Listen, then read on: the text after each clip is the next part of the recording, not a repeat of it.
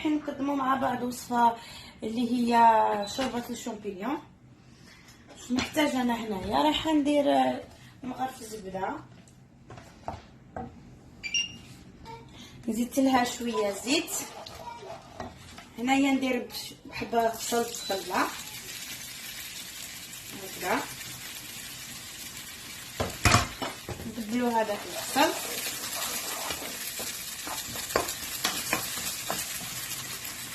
هنايا نزيد شويه الثوم،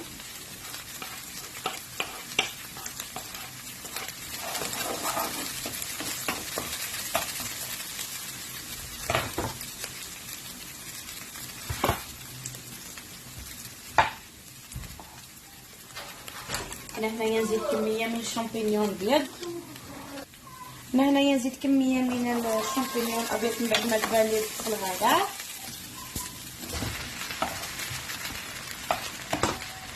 خليه يطلع شويه هكذا نمرو.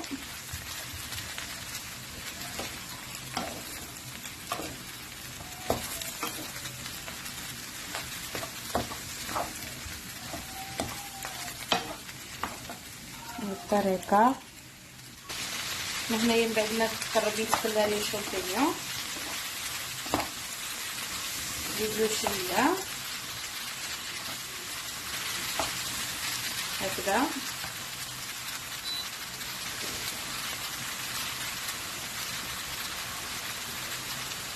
نحط كيفاش رجع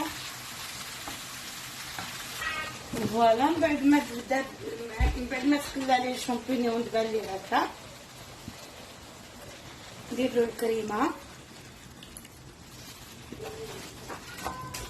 حوالي كاس و 250 مليلتر هكذا.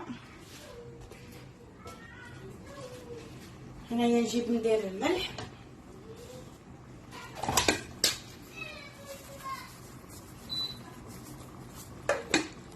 هكذا،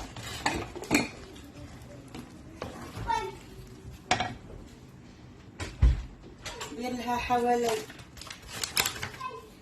ملعقه كبيره فرينه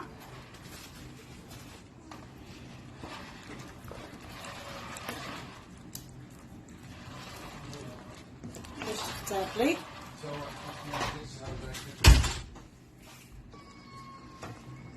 انا هنا نفوت ندير لها غير فلفل اسود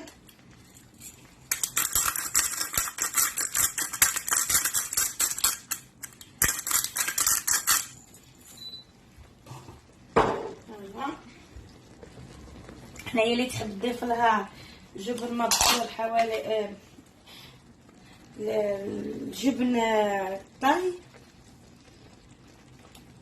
انا راح ندير هكذا ملعقه تاع الجبن تاع الطهي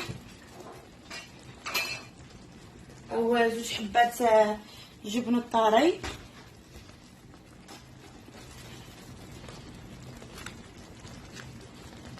هنايا انا راح نزيد لها الجبن المبشور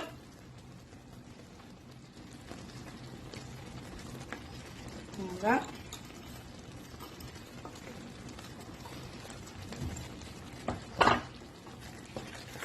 هنايا راح تكون الوصفه ديالنا وجدت. اللي تحب تخليها كما درتها بدون الجبن والاخر حتى هي بهذه سامبل بنينه. هنايا الوصفه راهي وجدت، ما عليا غير نطفي عليها.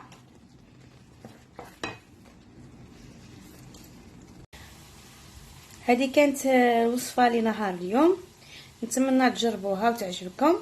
شوفوا كيفاش جات واحد البنه ما توصلش ولا اروع، مليحه لرمضان، مليحه تقدموها مع الارز مع الشواء مع اي حاجه